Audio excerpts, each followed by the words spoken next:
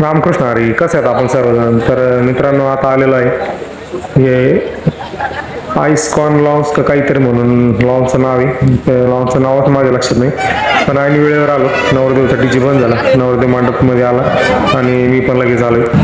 तर बघा किती सुंदर असं डेकोरेशन इथं. आणि रात्रीच्या लग्नाला खूप मजा असते, एक वेगळ्या प्रकारचा आनंद. तसं डेकोरेशन असलं पाहिजे. इकडे समोर गणपती बाप्पाचं दर्शन घेतलं, त्या साईडला नवरदेव नवरीचं पूजन वगैरे चालू होतं. आणि इकडे समोर म्हटलं चला आता आपण नवरदेव नवरीच्या पुढे जाऊया आणि बघून घेऊया कसं काय डेकोरेशन वगैरे. खूप सुंदर असं डेकोरेशन होतं मित्रांनो. त्या साईडला ही बँड बाजा वाजवत होते, खूप छान असं.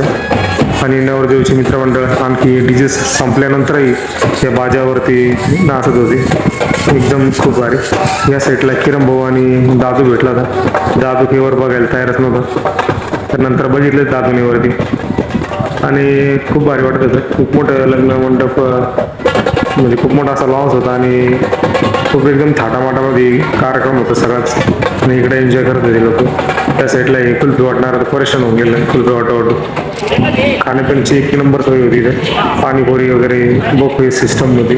आपल्याला जे लागलं ते आपण स्वतः घेऊ शकत होतो खाण्यासाठी.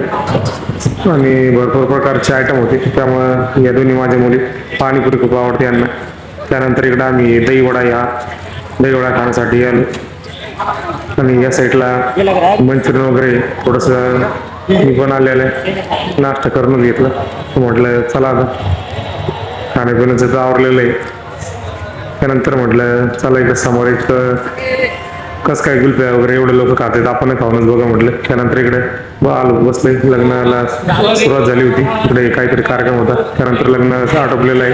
हे फटाके बघा किती सुंदर अशा प्रकारे फटाके एवढे होते ना, सारखे वाजतच होते, एकदम कलरफुल.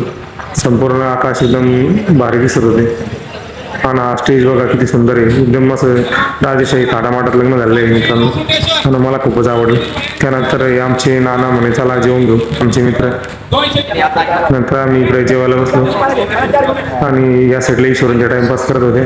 त्यानंतर ईश्वरीची मम्मी ते या साईडला जेवण वगैरे करत होते आणि पाठीमागे ईश्वरीन ते आराम करताय. त्यानंतर सगळे लोक कमी झाले होते, आता लग्न लागले होते. कोणी जेवण करून निघाले, कोणी लग्न लागायच्या अगोदर जेवलेले होते, त्यामुळे सगळे लोक निघाले.